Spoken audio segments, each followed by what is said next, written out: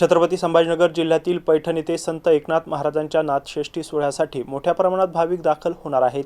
भाविकांची वाढती गर्दी लक्षात घेता पोलीस प्रशासनाकडून कडेकोट बंदोबस्त ठेवण्यात आला आहे। यासाठी 1000हून अधिक पोलीस अधिकारी आणि कर्मचारी तैनात करण्यात येणार असून शहरातील हालचालींवर ड्रोन कॅमेऱ्यांच्या माध्यमातून विशेष लक्ष ठेवले जाणार आहे, अशी माहिती पोलीस अधीक्षक विनयकुमार राठोड यांनी दिली आहे। 9 तारखेपासून ते 11 तारखेपर्यंत नाथषष्ठी पैठण येथे साजरी होणार आहे। यामध्ये जवळपास 15 लाख भाविक या 2 ते 3 दिवसाच्या कालावधीमध्ये येणार आहेत। जवळपास 700 दिंड्या या ठिकाणी शहरामध्ये वाहनांच्या माध्यमाने पायी या ठिकाणी येणार आहेत आणि त्या अनुषंगाने आम्ही पूर्ण तयारी केलेली आहे। 11 तारखेला महत्त्वाचा काला महोत्सव सुद्धा होणार आहे। भाविकांना कोणत्याही प्रकारची अडचण येऊ नये किंवा कुठल्याही कायदा व सुव्यवस्थेचा प्रश्न निर्माण होऊ नये यासाठी चोख बंदोबस्त निर्माण केलेला आहे, ज्यामध्ये एक अपर पोलीस अधीक्षक आहेत, एक पोलीस अधीक्षक आहेत, 2 पोलीस इन्स्पेक्टर आहेत, जवळपास 40 अधिकारी, 450 कर्मचारी, होमगार्ड्स 250 आणि त्या व्यतिरिक्त एक RCP प्लाटून आहे। नेहमी जे स्वयंसेवक असतात त्यामध्ये आम्ही जवळपास 250 स्वयंसेवक अधिकचे यावेळेस वाढवलेले आहेत।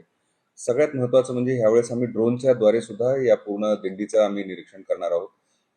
या ड्रोनला PA सिस्टम लावण्यात आलेले आहेत, जेणेकरून काही महत्त्वाच्या सूचना द्यायच्या असतील तर तिथे स्पॉटवर सुद्धा आम्हाला देता येतील ड्रोनच्या माध्यमाने, त्याचबरोबर लक्ष सुद्धा ठेवता येईल। यावेळेस कोणत्याही प्रकारचा गुन्हे घडू नयेत, विशेष करून खिसे कापू असतील, चीन चोरी करणारे आहेत, त्याच्यासाठी सुद्धा आम्ही व्यवस्था या प्रकारे केलेली आहे की जे माहितगार गुन्हेगार आहेत, माहितीचे गुन्हेगार आहेत, त्यांचे फोटोग्राफ्स आहेत ते आम्ही पब्लिक प्लेसेसवर डिस्प्ले केलेले आहेत, टीव्हीच्या माध्यमाने सुद्धा आणि पोस्टर आणि बॅनरच्या माध्यमाने, जेणेकरून लोक सुद्धा हुशार राहतील आणि ते व्यक्ती जर आले तर तात्काळ पोलिसांना सुद्धा त्याच्याबद्दल माहिती देतील। या व्यतिरिक्त जे महत्त्वाच्या दिंड्या आहेत त्या प्रत्येक दिंडीला एक समन्वय अधिकारी नेमण्यात आलेला आहे, जेणेकरून त्यांची येण्याची जाण्याची जी व्यवस्था आहे, त्यांना काही अडीअडचण आली तर ते तात्काळ त्यांच्याशी संपर्क साधतील। हे जे समन्वय अधिकारी आहेत, विशेष यावेळेस आम्ही हे केलेलं आहे की जी ती महत्त्वाची दिंडी आली तर त्यांचं स्वागत हे शाल व श्रीफळ देऊन करतील व त्यांच्या कायम कॉन्टॅक्टमध्ये राहतील। या व्यतिरिक्त जे आरोपी आहेत त्यांना ओळखणारे आमच्या LCBचे, त्याचबरोबर आजूबाजूचे जे जिल्हे आहेत, उदाहरणार्थ जालना असेल, बीड असेल, अहिल्यानगर आहे, त्यांच्या LCBचे कर्मचारी सुद्धा बोलवण्यात आलेले आहेत, जे चोख नजर ठेवतील या पूर्ण गर्दीवर आणि त्यांच्या माहितीतले जे काही गुन्हेगार आहेत त्यांच्यावर सुद्धा त्यांची नजर आहे।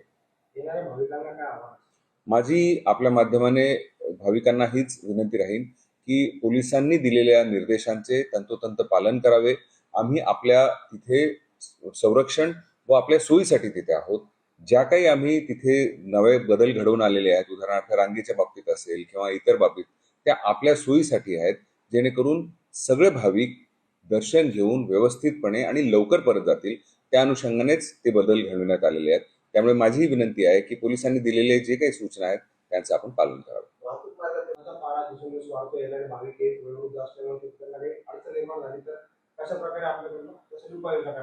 एकदम बरोबर। आता आपण पाहतच असाल की अचानक उन्हाचा तडाखा जो आहे तो वाढलेला आहे, टेम्परेचर खूप वाढलेलं आहे। त्या अनुषंगाने भाविकांना मी हे विनंती करेन की आम्ही प्रशासनाच्या माध्यमाने तिथे योग्य ती खबरदारी घेतलेली आहे, डॉक्टर्स आहेत, तिथे पाण्याची व्यवस्था सुद्धा केलेली आहे, परंतु त्या व्यतिरिक्त आपण सुद्धा स्वतःला हायड्रेटेड ठेवा, पाण्याची व्यवस्था ठेवा, आपले जेवण आणि व्यवस्था जी काही असेल ती नियोजन करून ठेवा, जेणेकरून कोणत्याही प्रकारचे उष्णतापाचा किंवा इतर प्रादुर्भाव आपल्याला होणार नाही।